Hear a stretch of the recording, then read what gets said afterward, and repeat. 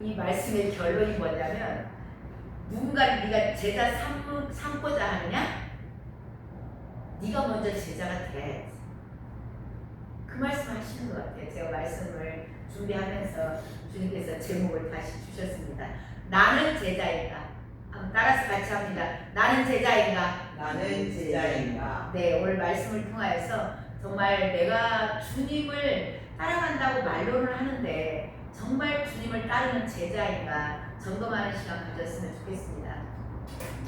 오늘 말씀은 지상명령이에요. 지상명령을 주시고 실행하는 것에 대해서 이제 말씀을 우리가 나누고 있습니다. 수요일날 지난주 수요일부터 이 말씀을 가지고 나누고 있는데요.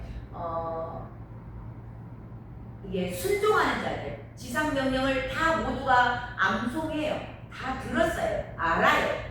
몰라서가 아니고 다 알지만 실행하는 자들은 극히 소수다. 많지 않다. 그래서 지난주 수요일날 말씀 가운데 바닷물에 대한 말씀을 주시면서 미전도 종족은 모든 민족이 가라야 했잖아요. 그러니까 미전도 종족은 뭐냐? 우리 소금물 전체를 소금물답게 생명이 있는 바닷물에는 생명이 있습니다. 그래서 물고기들이 사는 거예요. 그 소금의 농도가 정확히 맞기 때문에 거기서 생명들이 살아나는 거거든요. 근데 이 소금의 농도는 불과 3.5%다. 소금의 3.5%의 소금이 전체 바닷물에 생명을 주는 거예요. 그래서 우리가 미전도 종족을 분류할 때 그게 뭐냐? 기준이 2%. 그 안에 진정 주님을 사랑하는 주님의 제자가 2%가 있느냐? 이게 2%만 있으면 그 민족이 살아날 수 있어요. 그래서 2%가 넘어가면 그 민족은 미전도 종족이 아니에요. 무슨 뜻인지 이해가 가시죠? 그래서 정말 이 제자, 주님의 지상명령을 아는 사람이 아니에요. 이 지상명령을 알고 깨닫는 것만으로도 아니에요. 많은 사람들이 깨닫습니다. 근데 이 말씀을 깨닫고 순종하는 자. 순종은 뭐예요? 삶에서 행하는 자입니다.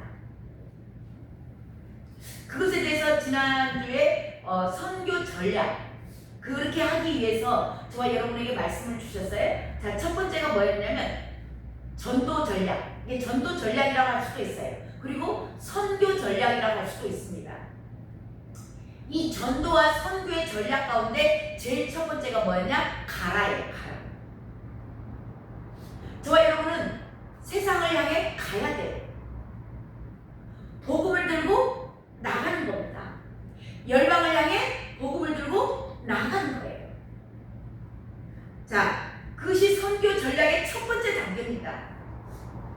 나가지 않으면,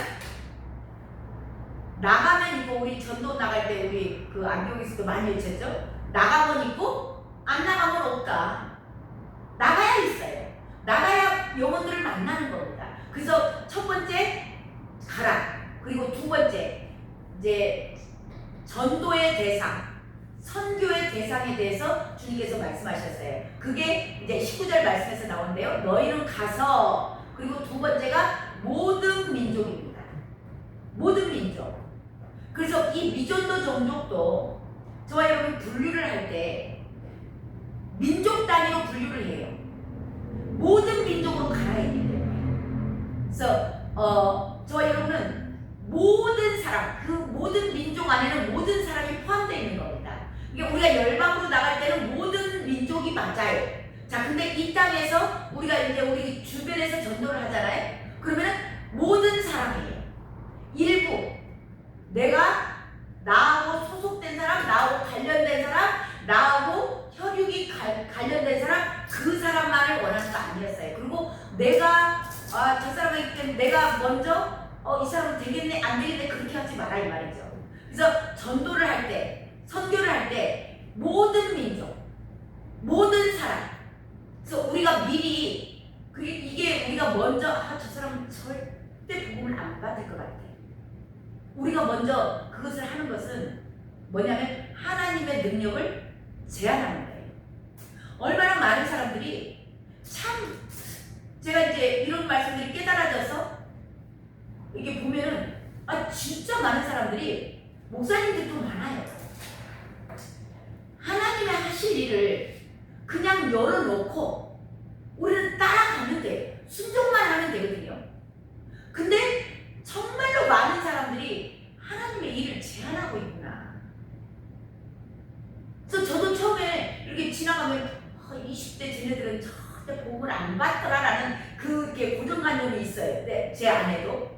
그러다 보니까 20대 얘기를 지나가면 그냥 옆으로 이렇게 실컷실컷 보다가 그냥 안 줘버릴 때가 많았다. 다 안 준 건 아니지만 아무튼 저도 그런 생각을 가끔은 했던 것 같아요. 그래서 이 말씀이 저한테 깨달아지고 그냥 줍니다. 주님은 어디서 어떻게 역사하실지를 몰라요. 근데 요즘에는 지금 제가 전도를 하면 너무 이렇게 신나는 게 절대 하나님 그냥 안 보내고 꼭 이렇게 한 번 쫙 이렇게 나가잖아요. 한 바퀴 뺑 돌면 반드시 전리품을 주시더라고요. 그게 너무 신기해요. 내가 한 번씩 나갈 때마다 그냥 오랜 시간 나가 있는 것도 아니에요. 근데 이제 그냥 한 바퀴 뺑 돌고 오면 그분이 오고 안 오고를 떠나서 반드시 복음 전할 사람들을 한 사람씩 만나게 하시더라고요. 젊은 청년들도 참 많이 만났어요. 그래서 제가 오늘 이렇게 이거를 이대로 놔둬서는 안 되겠다. 제가 그동안 이렇게 전도를 정말 많이 하긴 했는데 많은 사람을 만나고 많은 이렇게 복음을 전하긴 했는데 이렇게 지금은 정렬이 안 돼 있었어요. 질서가 없어. 수첩을 보면요, 제 수첩이 엄청 많거든요. 근데 명단 엄청나게 많아요. 근데 이게 하나도 제대로 정리된 게 없어서 이번에는 좀 마음을 먹고 이제는 한 사람씩 수첩을 한 면씩 이렇게 해서 그분들을 이렇게 연락도 하고 이렇게 해봐야 되겠다라는 그런 생각을 갖고 내가 오늘 정리를 좀 해봤어요. 그랬더니 진짜 놀라워요. 제가 여기 와서 전도 며칠 안 했거든요. 며칠 안 했는데 이게 면으로 따지니까 12면이 적어진 거예요. 12명이나 명단이 적어진 거예요. 놀랍지 않나요? 하나님은 참 아무튼 전리품을 나갈 때마다 복음을 들을 사람, 이게 우리 교회는 안 와도 괜찮아요. 우리 교회 오라는 그런 말씀, 그런 마음을 가지고 제가 복음을 전하는 게 아니니까 우상각에서 오늘 또 만나가지고 한 분에게 복음을 전했어요. 그분이 목포 사는데 이혼을 했대요. 그래가지고 강주에 와서 이렇게 혼자 살면서 일을 하시고 뭐 주일은 또 목포를 가신다고 하는데 가시는지 안 가시는지는 확실하게 모르겠어요. 근데 목포에서 교회를 잘 다녔대. 그래서 혹시 못 가시면 오시라.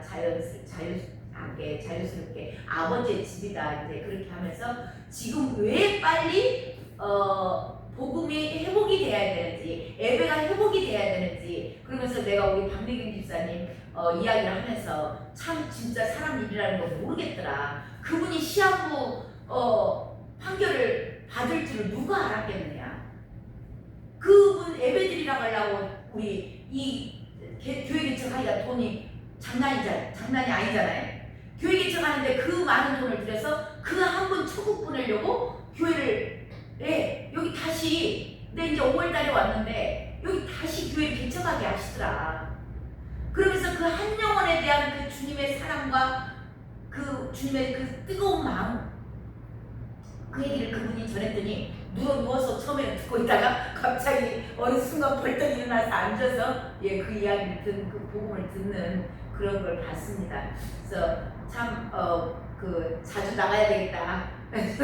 자주 나가야 되겠다. 나갈 때마다 하나님이 이렇게 복음 듣는 사람을 꼭 들을 사람을 한 사람씩 얘기하고 이렇게 오늘은 없네 하고 오잖아요. 그럼 오는 길에 어떤 청년을 지난번에는 길거리에서 만나가지고 얘기를 하는데 받아들이는 거예요. 그 청년도 받아들이면서 자기 주일날 오겠다. 이제 쉽지는 않겠지만 아무튼 주님이 하심을 하실 줄로 믿습니다. 자, 그래서 저에는요 사람을 가리지 마세요. 이게 선교 대상, 전도 대상, 어떤 누구든지 아무나 그냥 어떻게 하실지를 모르는 거예요.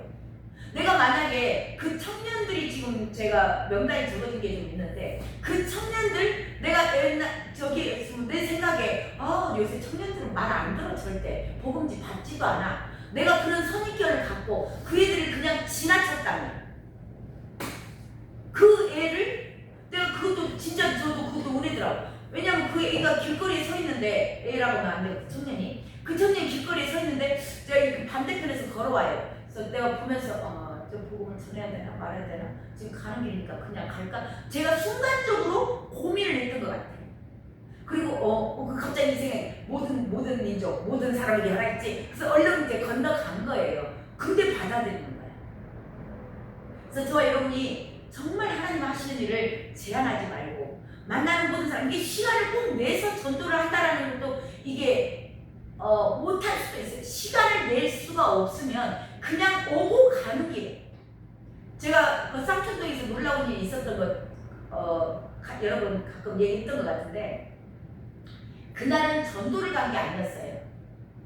두 분 내외를 천국을 보낸 우리가 이제 그때 당시에 주님이 하셨는데 그분을 만나게 된 동기가 제가 전도하는 시간이 아니었어요. 그래서 저와 여러분 어느 순간 어느 때든지 그냥 길을 지나갈 때든지 주차장에서 만나든지 엘리베이터에서 만나든지 누구를 만나든지 복음을 전해야 된다는 얘기를 하는 게 그 당시에 저는 그분들을 만나러 전도를 하러 나왔던 게 아니고 전도를 하러 갈 것 같으면 제가 엘리베이터를 안 탔겠죠. 길거리에서 주로 하니까.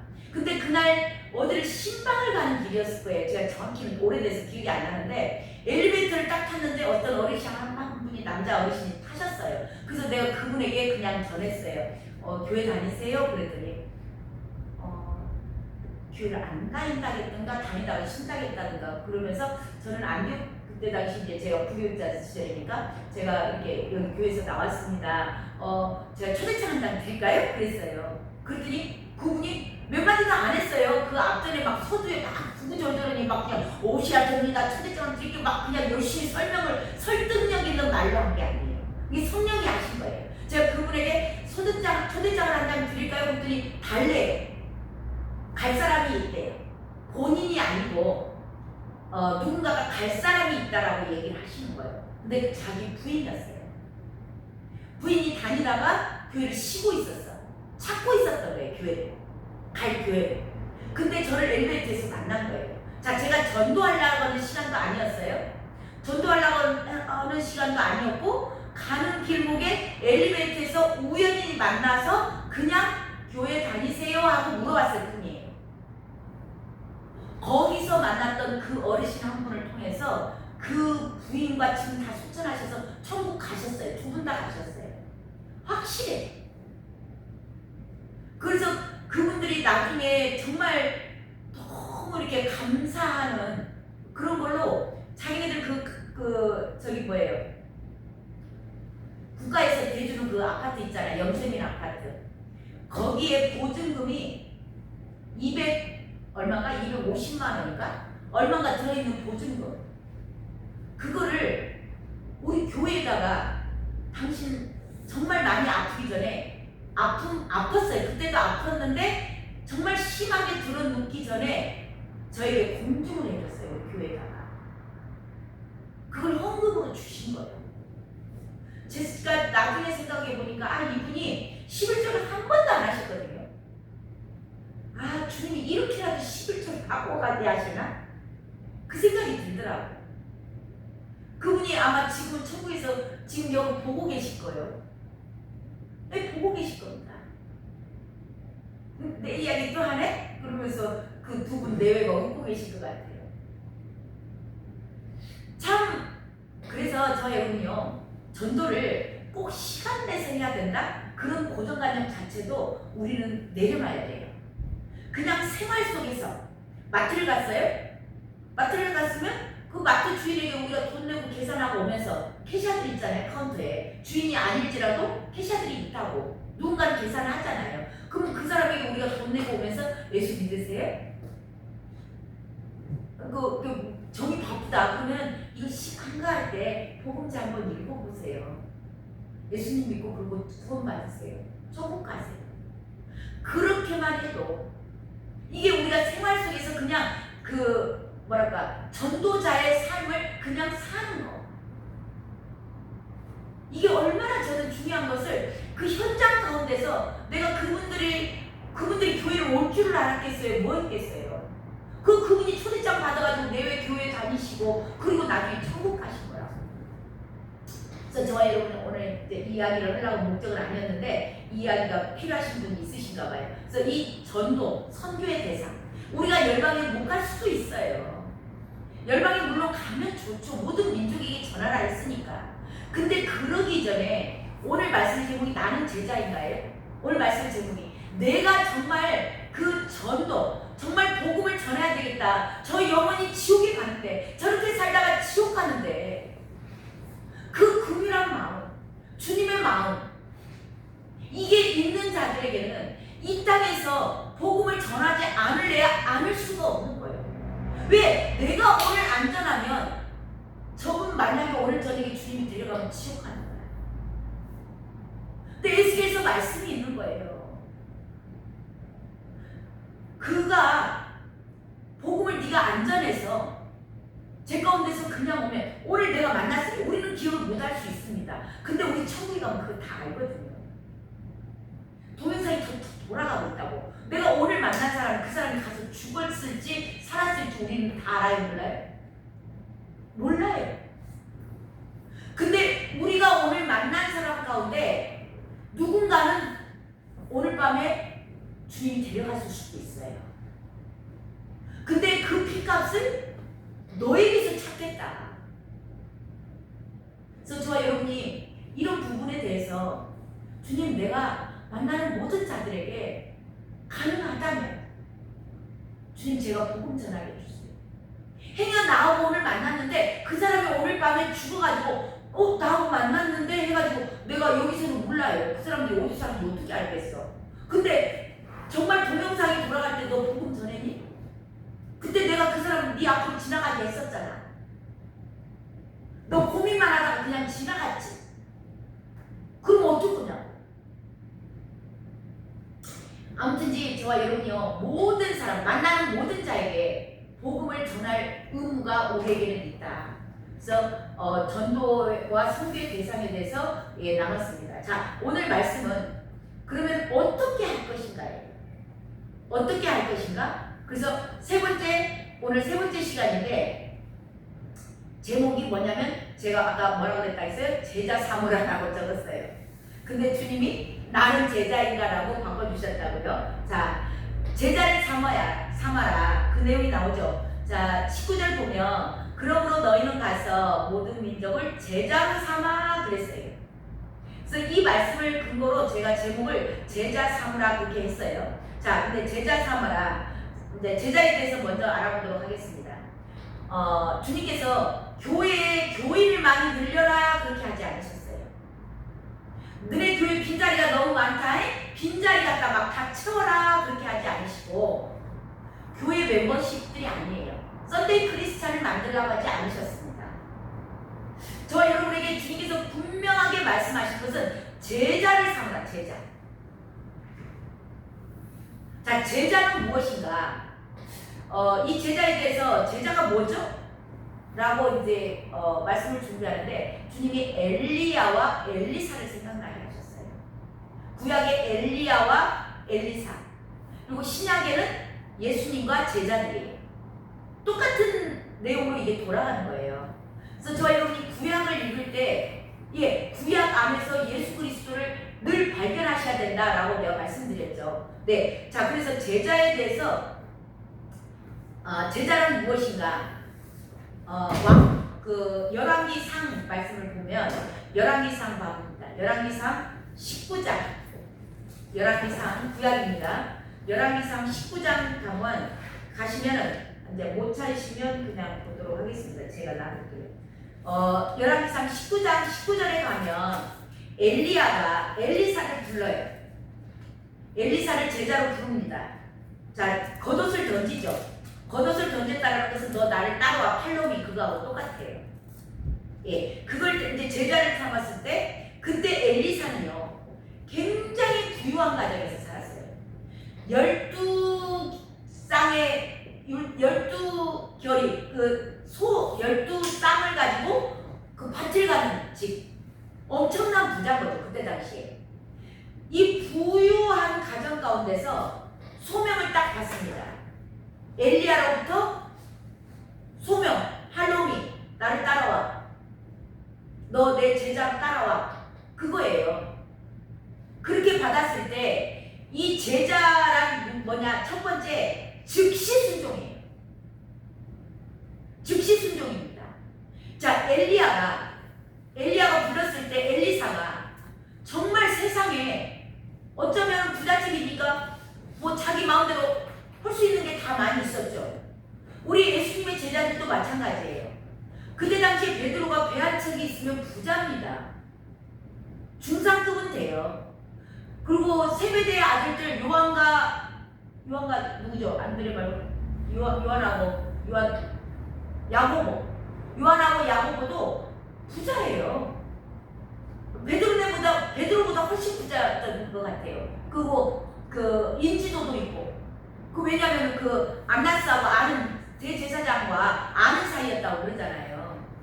그러니까 그들도 굉장히 먹고 사는데 지장이 있었던 사람들이 아니에요. 다 그럼에도 불구하고 저 여러분은 막 찌들었고 가난하고 갈데없고 막 그런 사람들이 즉시 그 사람들이 갈데없으니까 순종했겠지. 아니에요. 다 먹고 살만하고 그런 자들을 주님도 콜링을 하셨고 엘리야도 엘리사를 콜링을 한 거예요. 그랬을 때 이들의 특징은요, 세상의 모든 것들을 버리고 그 스승을 따라가는 거예요. 제자란 첫 번째 즉시 순종합니다. 그리고 두 번째요, 스승이 하던 일을 하는 자들이 제자예요. 자, 엘리야가 세계관이 바뀐 사람이에요. 자기 중심적으로 사는 사람이 아니에요, 엘리야가. 그러니까 850대 1로 갈멜산 전투에서 이겨내는 사람이죠. 그러니까 자기의 안위와 자기의 뭔가 바운들이 자기의 포지션을 취하기 위해서 산 사람이 아니죠. 죽기를 결단한 거예요. 뭘 위해서? 하나님의 나라를 위해서. 하나님의 관점으로 세계관이 바뀐 사람. 자, 그런 엘리야가 스승이에요. 그런 엘리야가 스승이다 보니까 이 엘리사도 그 스승이 했던 일을 봤죠. 야, 우리 스승은 본인 자신의 안위를 구하는 사람이 아니야. 이 민족을 위하고 이 하나님의 나라를 위해서 일하는 사람이네. 그걸 안 거예요. 그러니까 엘리사가 나중에 엘리야에게 구한 거 있어. 너 나에게 구할 거 있냐? 그랬더니 갑절의 영감을 구합니다. 이 갑절의 영감을 구할 때 왜 엘리사가 그 갑절의 영감을 구했을까요?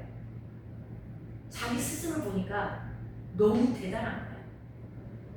그리고 자기를 보니까 너무 작은 겁니다. 스승이 한 일을 하고 싶어 해요. 이게 제자입니다. 근데 그 일을 하고 싶은데 자기도 그 세계관이 변화돼서 우리 스승이 내 교회만을 위하지 않고 내가 운행하는 이 신학교만을 위하지 않고 나의 안위를 위하지 않고 하나님의 나라를 위해서 민족을 위해서 어떻게 사는 것을 엘리사가 봤어요. 근데 자기도 그렇게 살아야 되는데 그 힘이 자기에게는 없는 겁니다. 자기는 너무 연약한 거예요. 그래서 갑절의 영감을 구합니다. 갑절의 은혜가 나에게도 필요합니다. 그것이 없이는 자신은 할 수 없다라는 걸 인정한 거예요. 자기의 연약함을 고백한 겁니다. 자, 두 번째가 그거예요. 자신의 연약함을 인정하고 스승이 하던 일을 하는 것이 제자입니다. 그리고 세 번째는요, 끝까지 스승을 따라갑니다. 끝까지 따라가요. 열왕기 하에 가면 그 내용이 나오는데요. 열왕기하 2장에 가면 자 엘리야가 엘리사를 테스트해요. 2장 1절에 가면 열왕기하요. 제가 가진 성경에 560쪽이 있습니다. 구약. 거기에 1절에 보면 엘리사와 더불어 길갈에서 나가더니 그렇죠. 끝에 보면 여호와께서 해오리 바람으로 엘리야를 하늘로 올리고자 하실 때 이제는 엘리야가 승천할 때가 가까워진 거예요. 그랬을 때 엘리야도 알았겠죠. 자 엘리야가 엘리사와 더불어 길갈에서 나가더니 그러죠. 이 길갈은 뭐냐? 길갈은 영적으로요. 이 길갈이 에레미야 여호수아에 가면 나오죠. 여호수아의 가나안 땅. 요단강을 건너서 제일 먼저 가나안 땅에 들어가서 첫 동네가 길갈이에요. 그 길갈에서 뭐 했냐면 모든 이스라엘 그 2세대들이 들어오잖아요. 2세대들이 들어올 때 그 애들은 할례를 행하지 않았어요. 그래서 길갈에서 하나님께서 여호수아에게 명령해요. 할례를 행하라. 그래서 길갈은 할례를 행하는 곳이에요. 할례는 뭐예요? 할례는 지금의 세례예요. 이 세례는 무슨 뜻인가? 죄 사함을 받는 데예요. 죄 사함을 받는, 쉽게 말하면 거듭나는 때예요. 길갈에서 수치를 벗었다, 그 내용이 나옵니다. 여호수아서 그게 5장 9절에 가면 그 내용이 나와요. 수치를 길갈에서 벗었다, 그리고 돌을 싸서 여기를 기념해라 그러죠. 들어보셨죠? 그 내용이 거기에 나오는데 거기에 5장 9절에 보면 수치를 벗었다 그래요. 이게 죄사함의 은혜입니다. 거듭난 거예요. 지금 저와 여러분이 여기 끝까지 따라가는데요. 어떤 과정을 통해서 이 제자 엘리사를 인도해 간다를 잘 기억하시면 좋겠어요. 저와 여러분은 스승의 제자가 되기 위해서 제일 먼저 저와 여러분이 해야 될 일은 할례 받는 겁니다. 이게 부르심을 받았어요? 부르심 받고 나서 제일 먼저 해야 되는 게 할례, 죄사함입니다. 여기서는 물과 성령으로 거듭난 거예요. 이제 이렇게 거듭났고 그 다음에 나오는 게 2절에 가면 2절에 나오죠. 엘리야가 엘리사에게 이르되 청하건대 너는 여기 머물라 여호와께서 나를 베델로 보내시느니라 하니 엘리사가 이르되 여호와의 살아있음을 두고 맹세하노니 내가 당신을 떠나지 아니하겠나이다 하는지라. 이에 두 사람이 베델로 내려가니 그 다음에 길갈 다음에 어디로 가냐? 베델로 가는 거예요. 자, 이 베델은 말 그대로 떡집입니다. 떡집, 말씀이에요. 그래서 저와 여러분이 새 생명으로 거듭나게 되면 그 다음 단계에 인도받는 게 말씀으로 인도를 받습니다. 저와 여러분에게 주님께서 아무 말씀하지 않아도 이제는 이 새 생명으로 거듭난 자들은 그 다음 성화의 단계를 걸어가는데 그 다음 단계가 이제 막 이적이나 표적 그거 보고 따라가는 거 아니에요. 그걸 보고 따라가는 게 아니고 기록된 말씀을 붙잡고 따라가는 겁니다. 그래서 예수님의 제자도 예수님께서 그랬어요. 요한복음 8장 31절에 가면 너희가 내 말에 거하면 말씀 따라가고 말씀에 순종하는 겁니다. 내 말이 너희 안에 거하면 참으로 너희가 내 제자가 되리라. 말씀 안에 거한다는 것은 이제는 저와 여러분에게 보여주는 표적과 이적 뭐 그런 거 따라가는 거 아니에요. 아무것도 내 눈에 보이지 않아도 믿음으로 말씀에 순종하고 나가는 겁니다. 그래서 그 다음 단계가 베델 말씀이에요. 떡집입니다. 자, 그 다음 성화의 단계가 뭐냐? 4절에 보시면 4절입니다.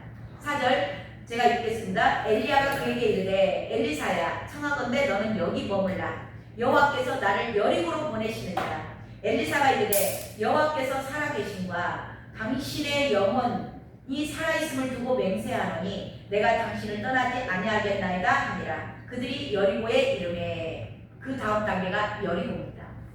자, 이 여리고는 영적 전쟁이에요. 자, 이 세대가 가나안 땅에 들어갔습니다. 길갈을 지나서 여리고성에 갔어요. 자, 여리고성에 갔는데 여리고성은 철옹 성벽입니다. 여리고성이 무너진다? 예, 어느 누구도 상상도 할 수 없는 여리고성입니다. 자, 이 여리고성은 이제 영적 전쟁을 선포하는데요. 자, 여기서 이 여리고성이 무너지죠. 어떻게 해서 무너졌죠? 외치라 했죠. 7바퀴 돌면서. 자, 그들 안에 생각이 없었을까요? 하루에 1바퀴 돌고, 2바퀴 돌고, 3바퀴 돌고, 7째 날 7바퀴 돌아. 그러면서 얼마나 많은 생각들이 우리 안에 있었을까요? 그들 안에는 없었을까요? 야, 너 이런 방투 같은 짓거리를 그냥. 아니, 믿음도 믿음 나름이지. 이걸 돈다고 되냐? 이걸 도르면 이처럼 성벽이 무너진다고? 택도 없는 소리. 얼마나 하고 싶은 말이 많겠어요. 근데요, 그 2세대들이 아무 말 안 했습니다. 아무 말 않고 이 영적 전쟁의 승리의 비결입니다. 순종이에요. 절대 내 생각에 사람 생각으로 이루어질 수 없는 일이에요. 우리 이 교회가 여기에 지금 세워져서 6월 지금 오늘 3일인가요? 수요 예배를 드린다? 제가 4월 정확한 날짜 이제 수첩에 적어졌는데 됐다? 그리고 나가서 개척하라. 여기까지다라고 아무튼 해서 이 개척 이게 다시 나가서 한다라는 거 그걸 제가 불과 지금 한 달, 2달이 채 안 돼요. 한 달 조금 그러니까 4월 10일이라고 예를 들자면 저희가 5월 첫 주에 예배를 드렸잖아요. 여기서 그럼 20일 정도 이거 기레스국에 오를 일이요. 상상도 저는 안 해봤어요. 꿈도 안 꿔봤다. 그리고 거기에서 내가 꿈도 안 꿔봤다라는 게 거기 그 우리 목사님들과 늘 이렇게 뭔가를 해야 될 거 그리고 또 5월달에 새생명 초청 전치를 한다고 막 엄청 이렇게 하고 그거 연구하고 있었어요. 근데 어느 날 갑자기 주님의 이 말씀을 드리는 게 이게 상상도 할 수 없는 얘기예요. 자, 제가 아니 주님 뭔 말씀을 이렇게 혹시 잠이 덜 깨셨나요? 실수하셨나요 주님? 아니 물은 이제 1년밖에 안 돼. 최소 3년을 해. 3년. 주님도 3년을 하셨잖아. 그러니까 내가 3년을 해야지. 이제 1년밖에 안 되거든요. 저 그럴 수 있었어요. 내가 버티면 안 오는 거죠. 근데 주님은 말씀하셨기 때문에 제가 말도 안 되는 것 같은데 주님의 말씀이라는 확신이 있었기 때문에 제가 순종한 거예요. 순종할 수밖에 없는 또 그런 상황으로 주님이 열어가셨어요. 제가 한 것도 아니에요. 순종도 내 힘으로 된 게 아니거든요. 순종할 수밖에 없는 상황으로 계속 열어가시는 거예요. 뭔가 어려운 상황이 닥치게 하고 마음이 어렵게도 만드시고 아 진짜 그런가 보네. 그 하나님의 음성이 진짜인 것처럼 환경들이 다 열어지는 거예요. 그러니까 순종을 했어요. 그래서 여리고성이 무너진 거예요. 그래서 오늘 우리가 이렇게 시원하게 이 좋은 예배당에서 예배드릴 수 있는 거예요. 이 여리고성 영적 전쟁이거든요. 이 초록 성벽 같은 사단을 저와 여러분이 어떻게 싸워서 이겨요? 뭐 그때 이스라엘 2세대들이 이제 어린 아이들인데 20대 30대 애들인데 그 애들이 뭘 전쟁 연습을 했어요? 칼이 있어요? 활이 있어요? 아무것도 없어요. 이게 저와 여러분에게 오늘 지금 이 성화의 과정 말씀하시는 거예요. 여리고성에서 승리할 수 있었던 것은 순종입니다. 어떠한 상황 가운데서도 어떠한 문제 앞에서도 이게 주님의 음성이라는 말씀에 틀리지 않고 이게 정말 말씀에 맞네? 주님의 음성이네? 내 기준 절대 내세우지 마시고 그냥 그대로 엎드려서 순종하시길 주님의 이름으로 축원합니다. 여리고까지 움직여요. 자, 그리고 그 다음 단계 성화가 6절입니다. 6절에 가면 엘리야가 또 엘리사에게 이르되 청하건대 너는 여기 머물라 여호와께서 나를 요단으로 보내시느니라 하니 그가 이르되 여호와께서 살아계심과 당신의 영혼이 살아계심을 두고 맹세하노니 내가 당신을 떠나지 아니하겠나이다 하는지라. 이에 두 사람이 가니라. 그 다음에 요단입니다. 요단은 죽음이에요. 요단강 건너가 만나리. 자, 요단강을 건너갈 때 법궤가 먼저 가면서 요단강의 강물이 창일했다고 했습니다. 그랬을 때 제사장들이 발을 한 발 담갔을 때 물벽이 세워집니다. 내가 죽고자 하시면 돼요. 저와 여러분이 죽지 않으면 절대 완성이 안 됩니다. 예수님께서도 말씀하셨어요. 너희가 서로 사랑하는 내 제자가 되리라. 자, 저와 여러분이